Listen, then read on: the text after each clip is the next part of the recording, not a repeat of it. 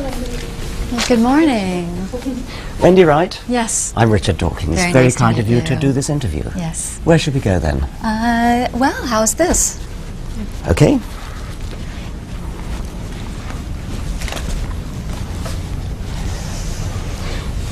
Concerned Women of America. I've looked up, for America, I do beg your pardon. I've looked up some of the things you're concerned about, and one of them is something I'm very concerned about too, which is Darwin and evolution. But why are you concerned about evolution? Yes. Well, what a person believes about how human beings were created shapes what they believe about human beings. That if we believe that human beings were created out of love, that is, by a loving creator, and has given each one of us not only a material body, but a spirit and a soul, we then are more likely to treat other people with respect and dignity. Yes, but you have to contend with facts, don't you? And, I mean, if evolution is a scientific fact, you might as well be concerned about gravity or the Milky Way, mightn't you? Yes. Well, there's been an effort within the scientific community to censor out information against evolution that proves that evolution may not be as many scientists believe. There have been many times in which evidence that was brought forward to bolster the idea of evolution turned out to be fraudulent. What's an example of that? So what we argue for is to teach the controversy. Don't censor out the facts that go against evolution, such as the famous pig's tooth, the tooth that was claimed to be an example of a prehistoric man and turned out to just be the tooth of a pig. There are numerous examples like that. So teach the controversy rather than try and censor out the information that shows that evolution is questionable. Seriously, there isn't a controversy. There may be a controversy within evolution about certain details, but the fact of evolution is uncontroversial. I mean, whether you like it or not, we're cousins of chimpanzees, we're slightly more distant cousins of monkeys, etc. I mean, pig's teeth are really irrelevant. Of course you can dig up mistakes and even outright fraud. I mean, the Piltdown hoax was an outright fraud. But that was never used as evidence for evolution. It was just a particular case of somebody in the 1920s who fraudulently made up a fossil. There's no evidence of evolution from one species to another. There's microevolution within a species, but not going from one species to another. Oh, really? And actually, the way you have framed this and your very closed-mindedness really is a very good example of the kind of censorship we see within the scientific community that won't even allow discussion about the controversy, that says that we can't even discuss any evidence that might show that evolution is questionable. Right. Where did you study science? Well, see, that's the point. Scientists are now claiming that they're the only ones that can speak on this issue. And yet when people who look at the evidence go to the Smithsonian Museum on Natural History, and when we look for where's the evidence to show evolution from one species to another, all we find are drawings, illustrations. There aren't the actual material evidence showing it. So while there are attempts to say that only scientists can speak on this, what we have are scientists that are then creating an isolated community and saying that we're the ones, it's almost like a religion in which only scientists are allowed to speak and teach on it and to teach everyone else. And everyone else must believe what the scientists, what particular scientists say. But the scientists who question evolution are being censored out, are being blackballed out of the scientific community, and being told that the rest of the world cannot listen to them. Yeah, I mean, the evidence is actually rather substantial. It's not just fossils, you know. I mean, it's DNA. Presumably, you're not concerned about DNA. You accept the existence of DNA, do you? I think DNA helps to prove that each person is an individual created and as distinct from one another. If you look at the DNA of all animals and all plants, what you find is a beautifully arranged hierarchy. You find that our DNA is close to chimpanzees, slightly more distant from monkeys, slightly more distant still from rats, slightly more distant still from lizards. The whole thing falls into a beautiful hierarchical pattern, just like a family tree. It is a family tree. How would you explain that? And where is the evidence? Well, the evidence is in the DNA. Excuse me. where is the evidence of evolution from one species to another species, the macroevolution? Well, it's in the DNA. It's in the DNA, it's in the geographical distribution What you're of talking species. about are commonalities, but again, where's the material evidence of evolution from one species to another species? Well, we obviously have a different conception of what evidence is. Scientists accept that as evidence. It's overwhelming, massive evidence. But let me come on to something else. It sounds to me as though you've got some kind of another agenda. Is it perhaps that your hostility to evolution, which by the way is not shared by bishops and archbishops and people like that, your hostility to evolution perhaps stems from something emotional? Like, I mean, is it that you feel that evolution, I mean, I've heard people say, for example, tell me I'm related to a monkey, I'm not related to a monkey. Tell people they're related to monkeys and they'll behave like monkeys. Tell people they're related to pond slime and they'll behave like pond slime. Is part of that the hidden agenda behind your rejection of science? There's no hostility and there's no hidden agenda. We've been very upfront with what it is we believe. And the ad hominem attacks that people who favor evolution use against people who don't buy into that, I think shows the lack of confidence in the evidence. If evolution had so much evidence behind it, then those in favor of evolution would not have to be reduced to ad hominem attacks against those who say, show us the evidence, show us what's lacking. Well, I think I'd dispute ad hominem, but I think you could understand a certain annoyance. It's a little bit as though a teacher of classics, I'm talking about education now, in schools and universities. Imagine that a teacher of Latin had to, or a teacher of Roman history had to contend with people coming along and saying, the Romans never existed, the Latin language is a Victorian invention designed to, And I think that's a perfect example of the hostility that those who favor evolution have toward those who don't buy into the idea, who say, show us the evidence, and yet those in favor of evolution can't show us the evidence that we're looking for. I'm sorry, but we can show you the evidence. All you need to do is read an elementary textbook of biology. It's all there. Well, that's interesting you should bring out the textbooks on biology. We still have textbooks today. Yeah, I know you're going to talk about peppered moths and you're going to talk about Haeckel's embryos. No, in fact, what I was going to talk about is what they claim to be the evolution of a fetus in the womb, based on hand drawings, which have been proven to be false, and yet they continue to be published in scientific textbooks. Haeckel's embryos are just one little thing. It's a Victorian thing. Plenty of people made mistakes in Victorian. And yet continues to be published in today's textbooks. Well, no longer, actually, but I don't think it's really fair, is it, to pick on particular Victorian mistakes. It is a Victorian mistake. Oh, I mean, but it was carried over into the 20th century. Yes, and that was a mistake, and that's been corrected. But look at the massive evidence that there is today. I can't help feeling that there's some sort of hidden agenda. Maybe I was wrong to say it was a thing about tell people that they're descended from monkeys and they'll behave like monkeys. Is it something else? I mean, is there some other worry that you have? If you're looking for a so-called agenda, I'll tell you what it is.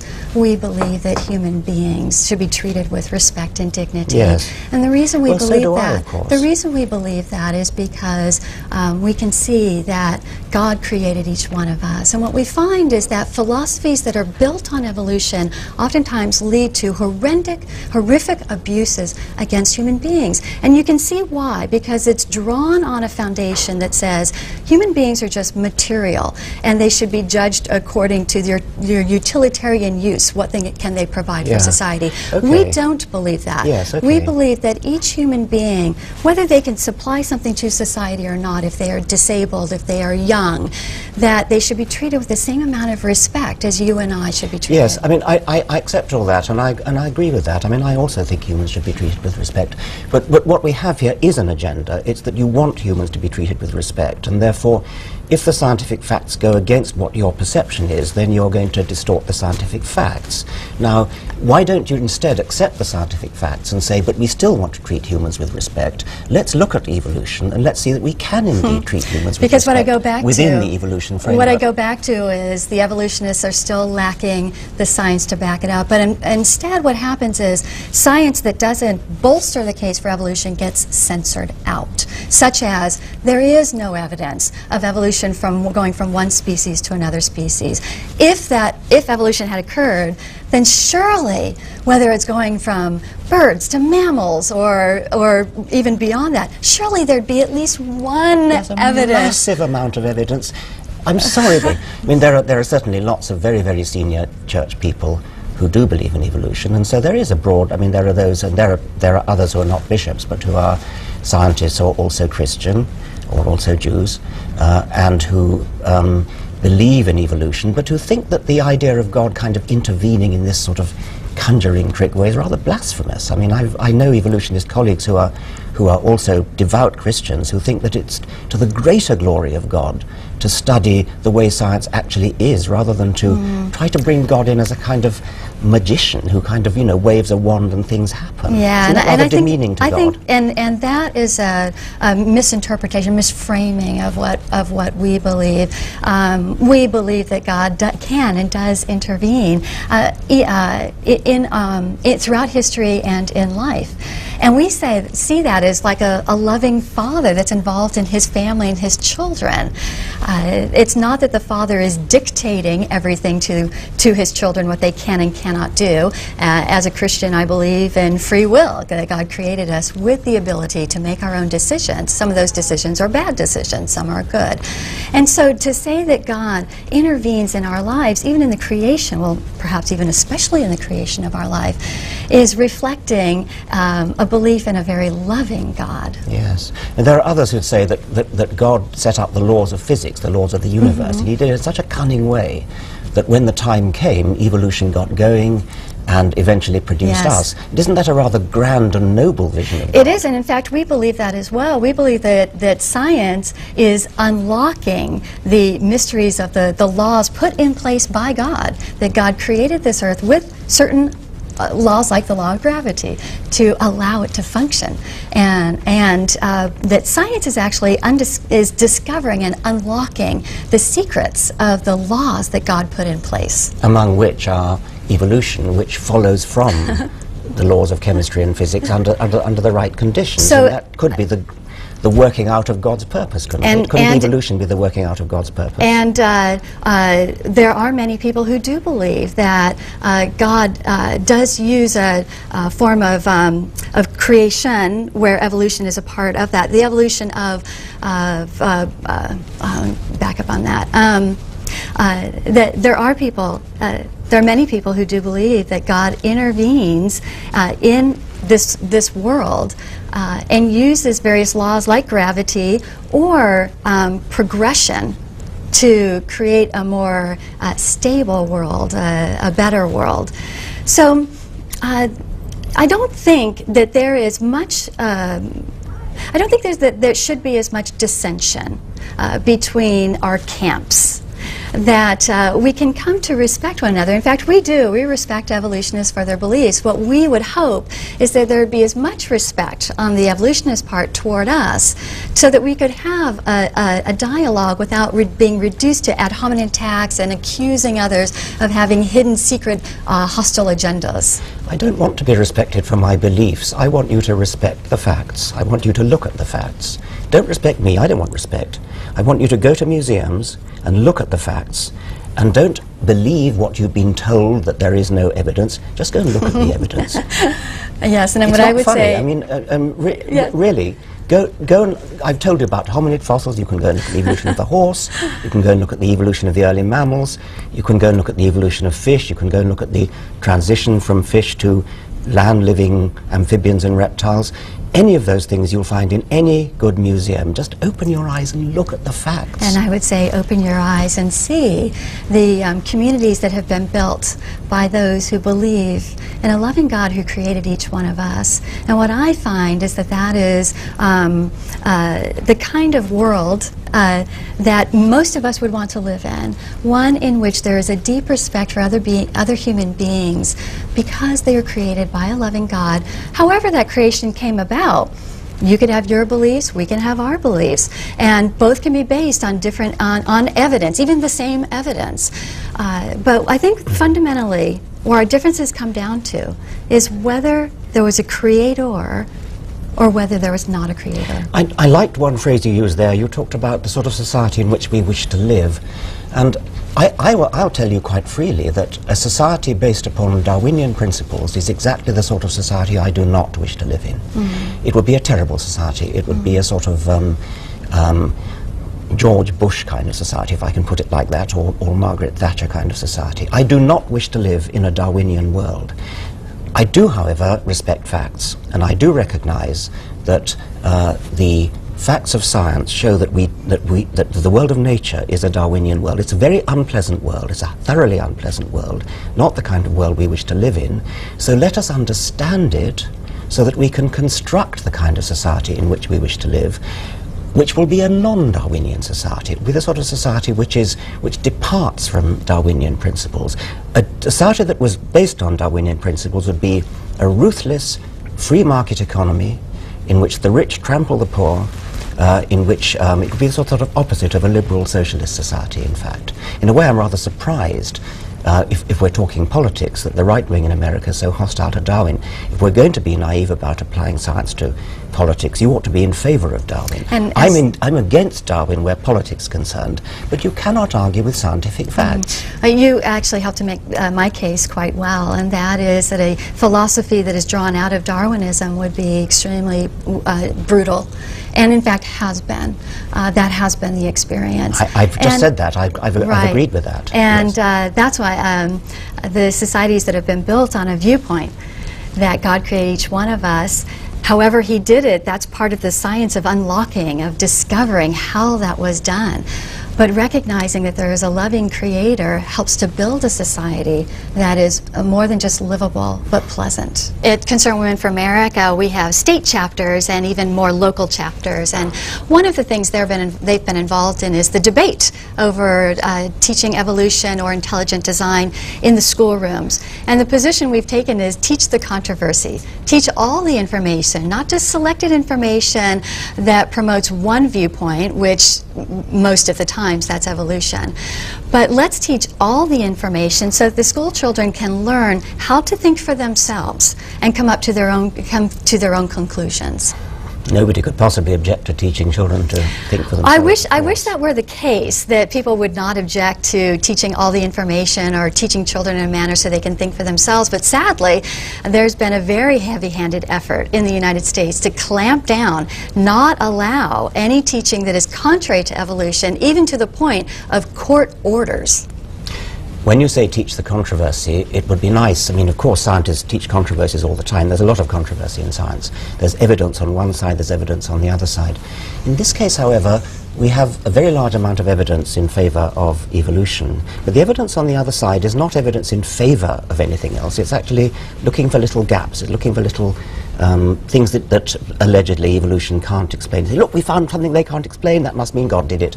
That's not really, doesn't sound like science, does it? That sounds like looking for gaps. If it's evidence, then scientists should be in favor of teaching evidence, even if they may discount the evidence, even if they think it's inconsequential. As a scientist, scientists should be committed to teaching truth. Yes, but I think you didn't understand what I said. I said on the one side there is evidence. On the other side there is a looking for apparent lack of evidence. There is no positive evidence. But that is what science is about. Science is taking a theory and challenging it to see if it can stand up. That's right. And so while people may not like when the evidence doesn't stand up to further testing, but that's what science is about. Yes, well, that is what science is about, but there are no cases known to me, at least, where science, where it doesn't stand up. I mean, there are cases where work needs to be done, and of course science flourishes on finding places where more work needs to be done. That's how science advances. As you mentioned, what's known to you.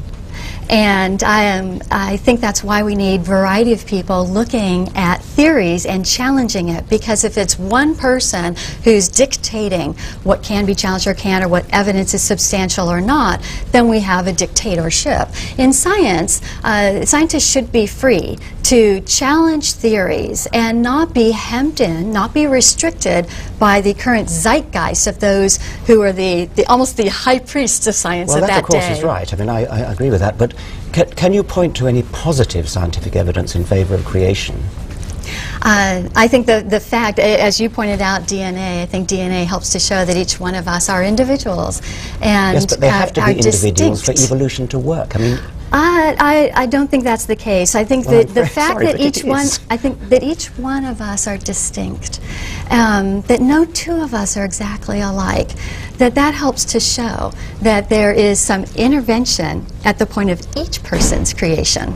do you know about the Darwinian theory that it's about individual variation being selected? There has to be individual variation or Darwinism wouldn't work. What also seems to be shown in the scientific evidence is that mutations die out.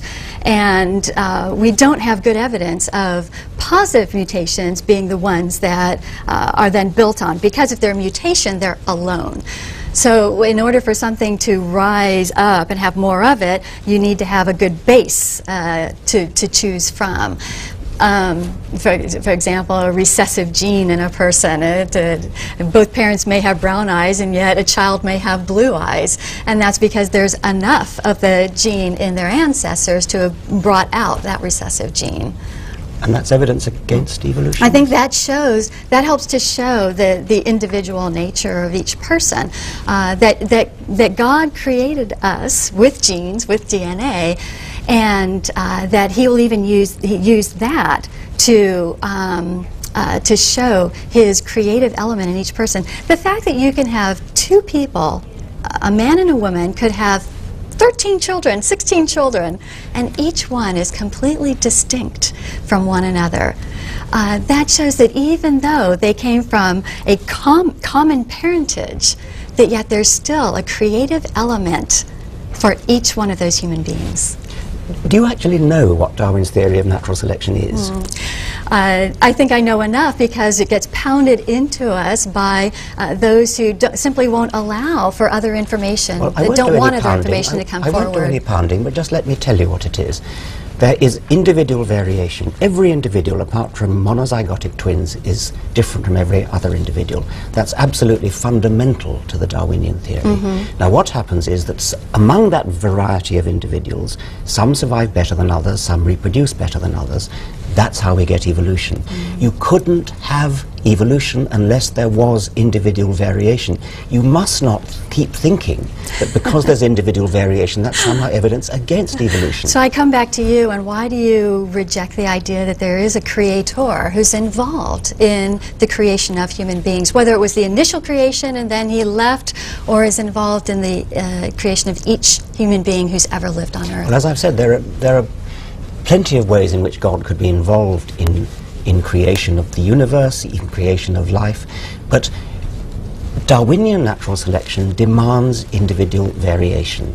That's why you must stop using individual variation as evidence against evolution. It's evidence for evolution. Once I was going through the Smithsonian Natural History Museum with dear relatives of mine, and one of them was a severely handicapped little girl who can't do anything for herself. She can't talk, she can't walk, she can't feed herself, she can barely sit up. And when one of the people I was with turned to me and said, "Do you believe in evolution?" And I said, "I think this little girl is a perfect example of why evolution is wrong. Because here's someone who cannot take care of herself, and yet she has a spirit. She's not just a material being." And that's one difference I find between the ideology of Darwinism and evolution and those who believe in a loving God, is the idea of a spirit and a soul that is not material, and it's something that it makes us distinct from animals. Do you think that children should be taught critical thinking at school? In fact, that is what we argue for, is that children to be taught evidence, so that they can decide for themselves, so they can figure out for themselves what is truth. Right. Do you understand what I was saying when I was explaining about natural selection requiring individual variation? I do, but I also come back and I haven't heard you answer whether you have a problem with this idea of God being involved in the creation of each individual human being, not just perhaps being the one that got it all started. Well, I do have a problem with that, because I've seen the evidence, and I know that individual variation comes from genetics, it comes from DNA, and I know where it comes from. And it's a very well worked out story. It's in every textbook. I mean, we differ because we have different genes. And genes. Sorry, go on. Do you believe in a spirit or a soul? I believe in a spirit or a soul in the sense of my own consciousness, which is a manifestation of my neurons and my brain physiology. I don't believe I have an immortal soul, no, but that's my personal belief. And what about a disabled person who severely mentally disabled and is not able to make choices? Do they have a spirit? Are they a human being? They're a human being. They belong to the species Homo sapiens. Their ancestry is Homo sapiens, so of course they're human beings, yes. And do they have a spirit or a soul? It's not a meaningful word. I mean, they have a spirit or a soul in just the same sense as I have, but I only have a spirit or a soul in a very much different meaning than your meaning. The way I understood you to say it, it's because of your conscious, or even your consciousness, which would be different things. But for someone, though, who is not capable of making decisions, do they have a spirit or a soul? Well, if you mean somebody whose brain is so disabled that they have no consciousness at all, then they have no consciousness. I've answered your question. Well, no, because a spirit or a soul is different. That's your word. It's not a word that I acknowledge or recognize as a meaningful word. Then from what I understand you're saying, then if someone does not have the ability to be conscious, then they would not have a spirit or soul. A human placenta is a identical twin to the baby that it nourished. I don't think either of us would wish to say that it has a spirit or a soul because it doesn't have a brain. So if only a being that has a material, well, let me back up on that. It's the material, the matter, the brain, or the consciousness. Well, let me back there because those are two separate things. I guess I'm confused in what you're saying, that a brain means you have a soul, a consciousness means you have a soul, but someone whose brain is not functioning, would they then not have a soul? Someone who didn't have a brain that was capable of consciousness, somebody who was a human vegetable in effect, would not have the properties that you call a soul and that I might call a soul for the sake of argument, but I don't think it's immortal. That's the main difference between us. And I think that's very key, because that then would work out in how you and I, or someone who believes like you do and someone who believes like I do, would treat someone who is in what's been called I think it's a horrible term, but a vegetative state. That we would still treat that human being as a person who's deserving of loving respect, that should be fed and cared for, even though they can't for themselves. How would you treat a chimpanzee who was in full command of her faculties? Yes, and that's where we would differ. We believe that human beings have souls, have spirits, and that animals should absolutely are cared for. That's a great teaching that comes from our beliefs that we care for animals. But we recognize that there's a difference between animals and humans, and one of the differences is a spirit. Wendy, you use the word "we" quite often for people who think like you. So would it be right that the CWA is part of a sort of wider constituency within America? Yes, we represent 500,000 ourselves, but that's just a drop in the bucket of the number of people who believe similarly. And we find that as these challenges come up, say in school districts, that there are a number of parents and families and communities who will rise up in concern over the fact that only evolution is allowed to be taught, and not the questioning of evolution. So it's quite widespread in the the belief that human beings are distinct is a widespread belief in the United States. And that's remarkable, because evolution has been so heavily taught in the last number of decades, and the fact that it's being taught so strongly and isolated from other information or evidence, and yet many people continue to believe that God has a hand in creating us, I think helps to show that people are using their critical faculties. They're not just believing what's being taught in the schools, and that evolutionism is going to continue to have a bit of a challenge here in the United States and beyond. I've been reading your website, and I get the feeling there's almost a feeling of sort of persecution. I mean, as though somehow you feel that establishment in the United States is against Christianity. That puzzles me a bit, because, I mean, you know, you've got the White House, you've got the Supreme Court, you've got, you had both houses of Congress until quite recently. How can you feel persecuted in the face of this overwhelming Christian dominance in the United States? Yeah. Many Christians have experienced the hostility toward our beliefs, but beyond hostility, the attempts to even censor and punish us for our beliefs. And the price of liberty is eternal vigilance, that we must continue to fight for our freedom in order to have it. And even though some may believe that the three branches of government reflect our views, that's not necessarily the case. But let me give you my own experiences. A number of years ago, I was praying in public across the street from an abortion clinic and was sentenced to 6 months in jail for simply praying. It's these kinds of experiences. Excuse me, you were sentenced to 6 months in jail for praying? For praying. Could we get a bit more detail about that? Sure. A judge had signed an injunction stating that certain things could not be done within 100 feet of abortion clinics in that city, in Houston. And so 4 of us knelt and prayed across the street from the clinic, and the judge sentenced us to 6 months in jail and a $500 fine. What law was that? It was an injunction, and an injunction is essentially a judge-made law. It only applies to certain people. I was not named on the injunction, and yet the judge found me guilty of it. Thankfully, she was overturned by a higher court. But there are experiences like that throughout the United States where certain people are told and punished for acting out their beliefs. And it's those kinds of cases that make us very sensitive to protecting all of our liberties. I can't help feeling the context must have been. Had that abortion clinic been threatened with firebombing or anything like that? No, it had none. It had not. There were protests that were going on during that time. Now, the abortion clinic had argued to the judge that women would be intimidated from coming into the clinic if there were protesters outside. Well, at the same time that 4 of us were quietly kneeling in prayer with no signs or anything like that, there were about 100 pro-abortion demonstrators in front of the clinic blocking the entrance, screaming and yelling with signs and bullhorns. But it was those of us who were quietly kneeling in prayer who were sentenced to 6 months in jail. So I think maybe you can understand then why we are so sensitive to wanting to protect our religious freedoms and the ability to act on our consciences, because we do have cases like this where people have been punished for acting on their beliefs. Yes, I can't comment on a particular anecdote like that, of course. Just want to come back one more time to the idea of teaching the controversy.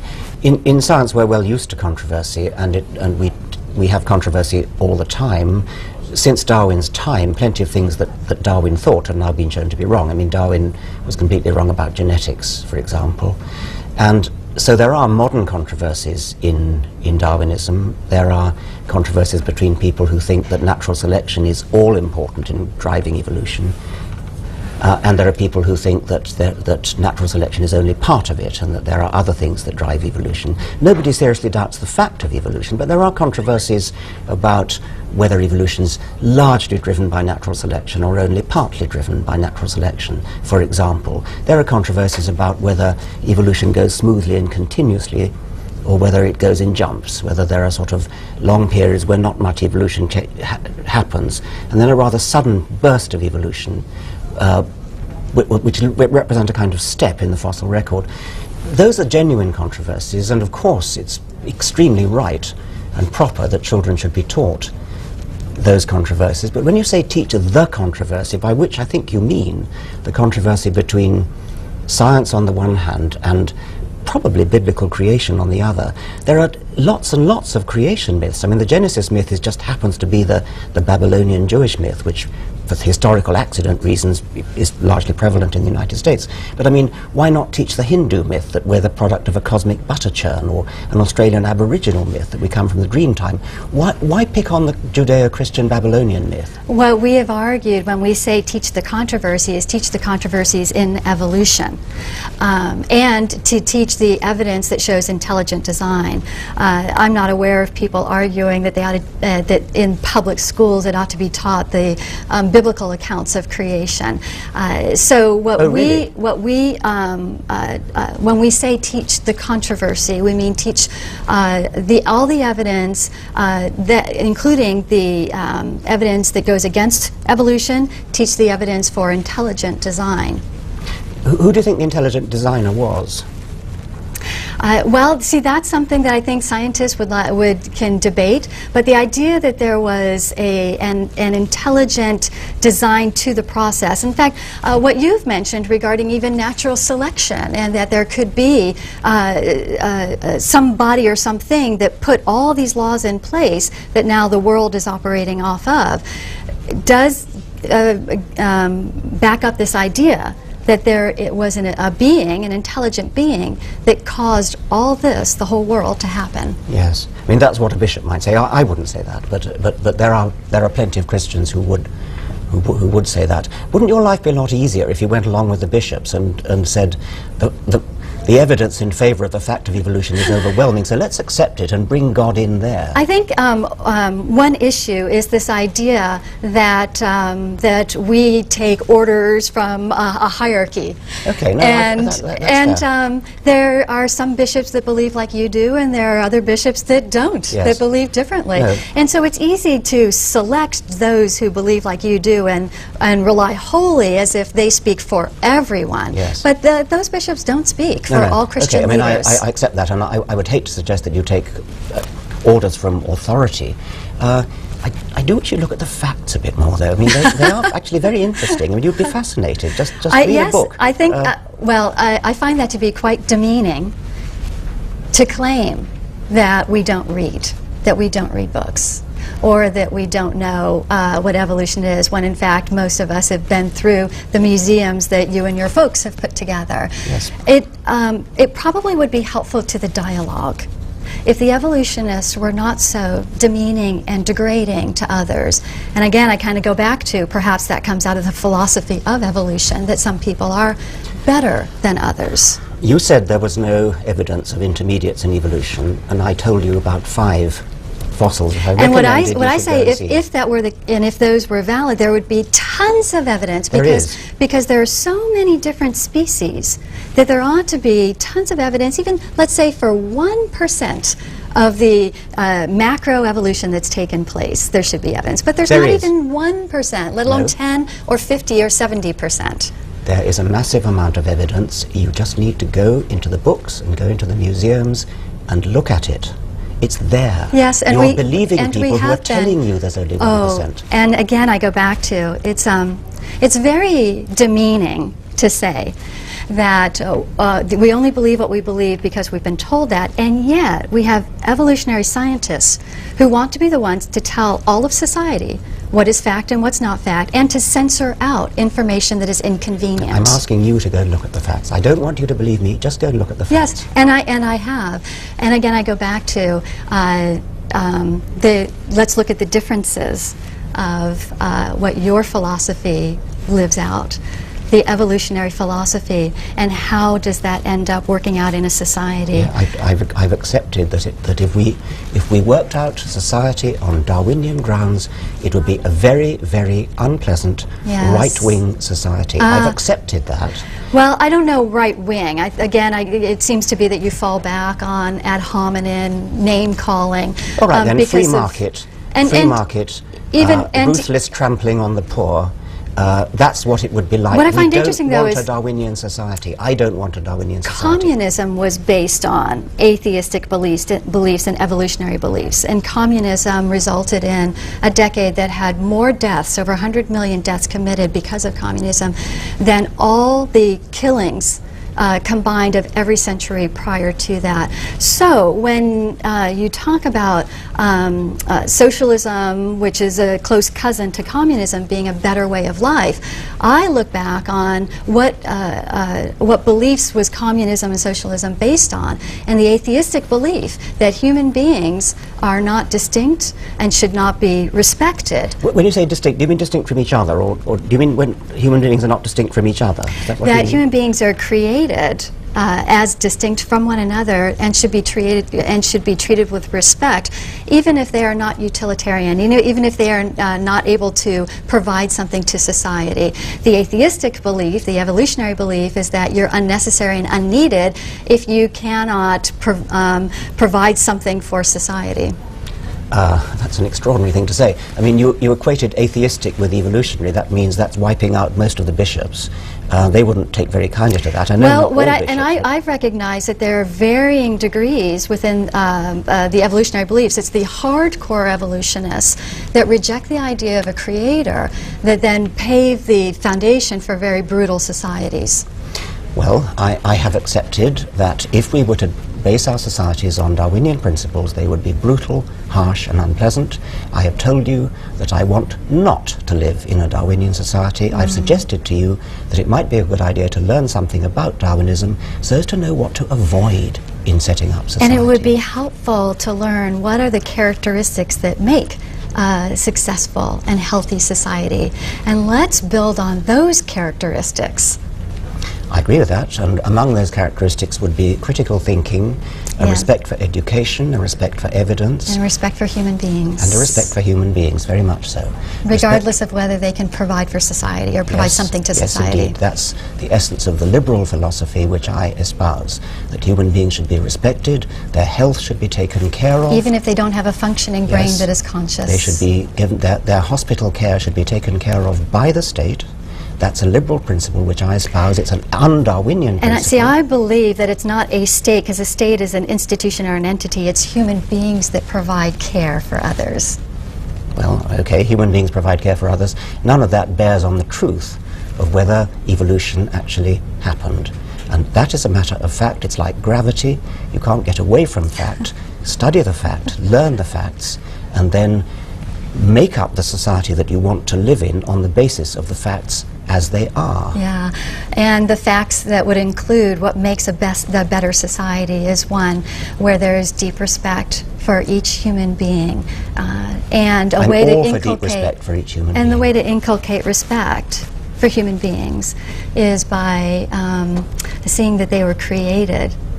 So you would you actually distort the scientific fact in order to create respect? There's no need to distort, because as I mentioned, science is a technique, a tactic for discovering and unlocking the keys of how this world works.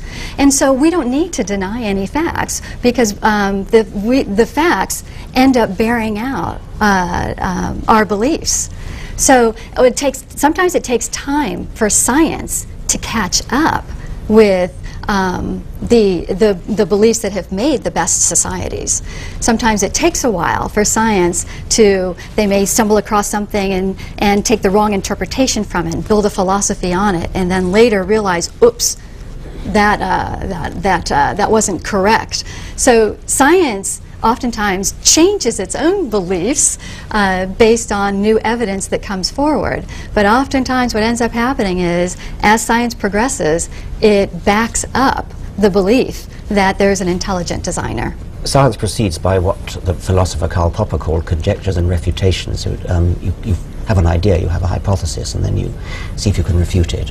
And a theory is, I mean, a well-substantiated theory is always one that has yet to be refuted. So the more a theory has been attempted to be refuted and has yet to come through with flying colours, the more accepted it is. And after a point, de facto, it gets called a fact. I mean, the theory that the Earth goes round the Sun is only a theory. It's only a theory, but it's never been refuted, and we all know it never will be refuted. That's how science proceeds. It's conjecture and refutation. That's the state that evolution is in. I mean, it's a bit like the theory that the Earth goes around the Sun. It is only a theory, but to a scientist, that can mean, in this case does mean, that it's never been refuted. And the more it goes on from decade to decade to decade, and is not refuted, the more closely does it approximate to what everybody calls a fact. Then evolutionists should have no problem with there being questioning of it and Absolutely not. I mean, challenging no. of it, You're and to right. be willing to teach the challenges to it, to be willing to talk about the evidence against it. And that's where I find the hardcore evolutionists have a bit of a problem. It's like an oak tree in a storm. Because it is so rigid, it's more likely to then fall and break, whereas those that are more open to being challenged can then bend with the facts that come forward. So that's why what many of us in the United States are arguing for: teach the controversies in the schools. Allow the information that shows the flaws in evolution to be taught. Don't blackball scientists who may not agree wholeheartedly with the hardcore version of evolution to be blackballed out of the profession. Allow people to have enough respect for people to allow them to have all the information so they can make up their own minds. It's a difficult question, this thing about blackballing. I mean, it's a nasty idea to blackball, of course. I mean, what about somebody who's teaching geography, who believes in the flat Earth? I mean, would you blackball them?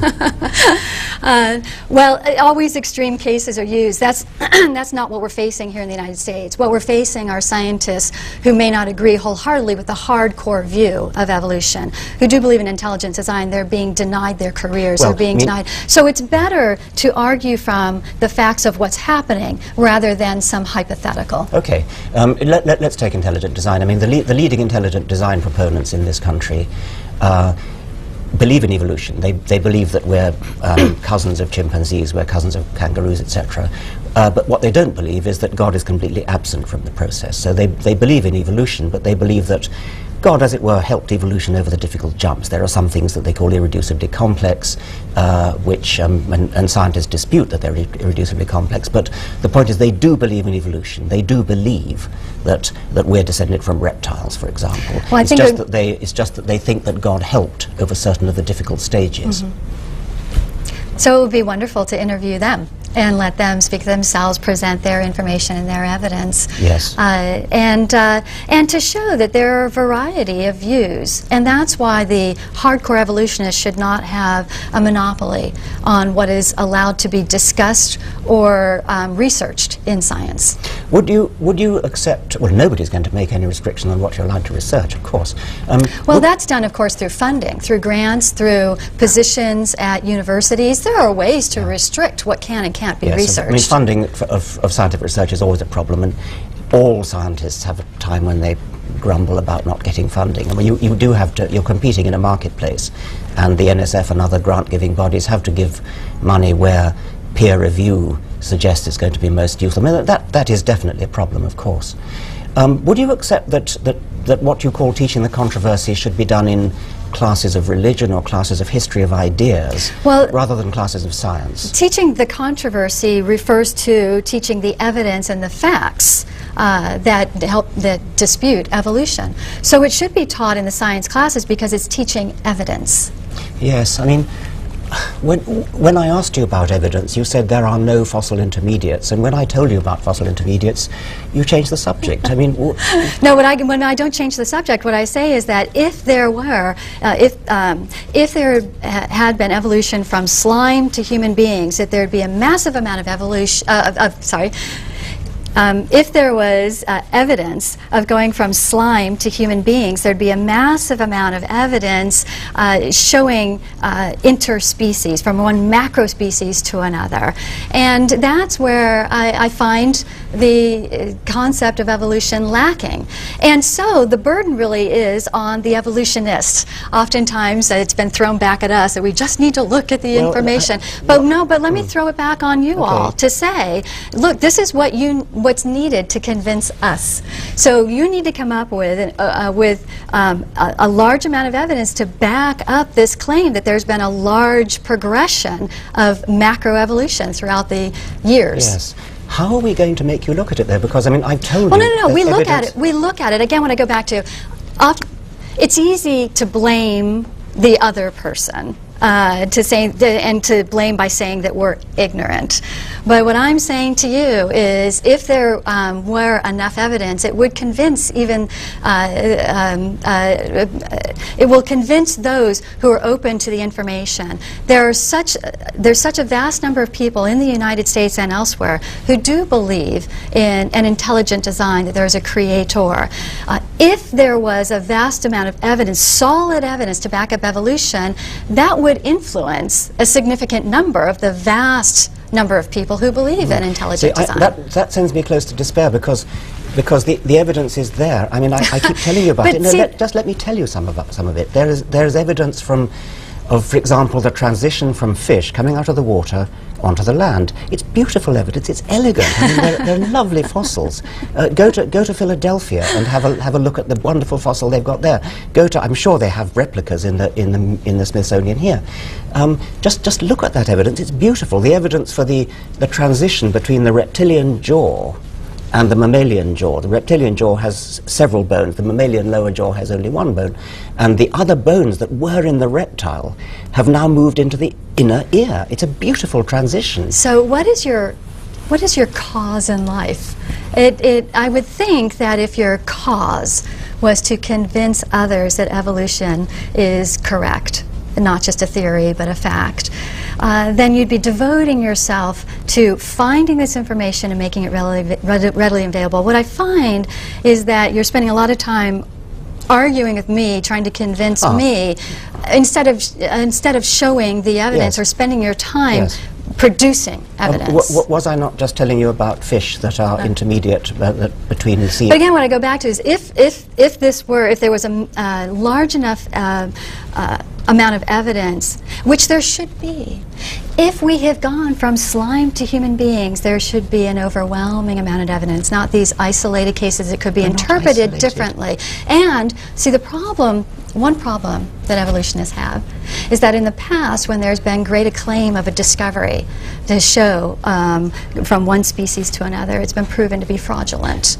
So evolutionists have a problem in their own history. The fact that there have been so many cases of fraud or misinterpretation of information that now we have a problem believing what you say. There was the Piltdown Man in the 1920s. I suggest we forget about the 1920s and look at today. Go and look at some modern paleontology labs. Go and talk to some modern paleontologists. Go and talk to the people who are looking at the transition from fish to amphibians. Go and look at the fossils about the human transition. Look at the evolution of the horse. Look at the evolution of the elephant. There are evolution of the whale. There are so many beautiful stories. I mean, you'd be fascinated. You would think that these fossil histories are to the greiter glory of God if only you go and look at them. Would it make you happy if we were to agree that there is some evidence regarding macroevolution?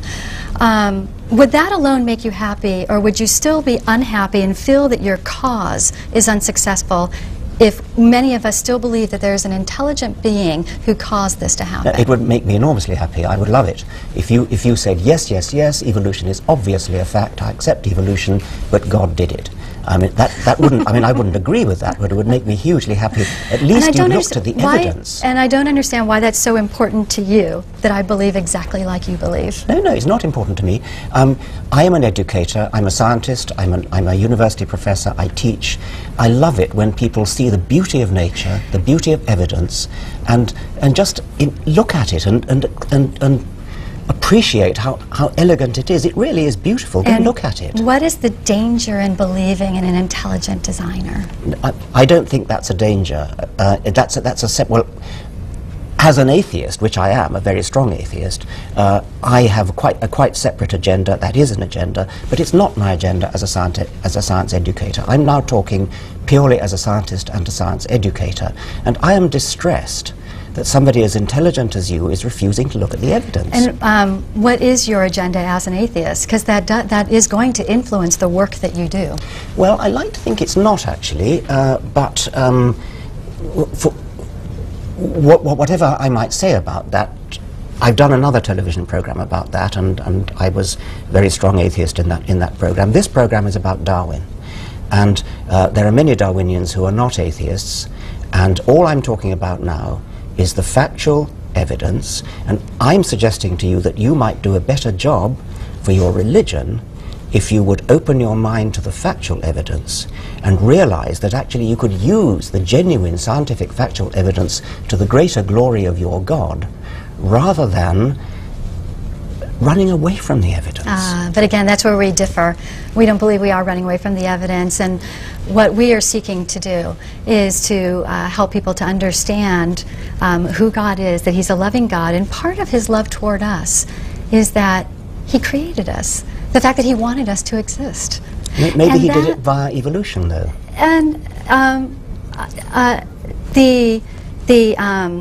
helping people to understand that there's a God who's created order in this universe, and that there are certain, as you've mentioned, laws in this universe. That even includes moral laws of how we are to treat one another. The work that we're working toward is helping people to understand these moral laws and live according to these moral laws, because not only will they benefit living healthier and happier lives, but our society will as well. And so each of the work that we do through Concerned Women for America is toward that end. Now, you have your own cause, you're going to devote your life to that. And I would hope that you could respect and appreciate the work that we're doing to help make society a better place by helping people to understand the moral laws not only exist, but they're the best for each one of us and as a society. And you can go to sleep at night happy, hopefully, knowing that we're being successful in our work, because it will make a better society, one that Darwin's beliefs would not have made. Yes, well, I've gone into that, haven't I? I agree with you that Darwinian beliefs would not make for a good society. I've said they'll make for a bad society. And what's lacking, as you've mentioned, what's lacking is what's lacking in Darwin needs to be made up with somewhere else. The fact that Darwinian is would lead to such a harsh and brutal life means that there's a great need for other people to be making this world a better place. Yeah, but and if that's it's true, that's what we are working on. Yeah. And even though I may not agree like you do, hopefully you can appreciate the work that we're doing to make society a better place.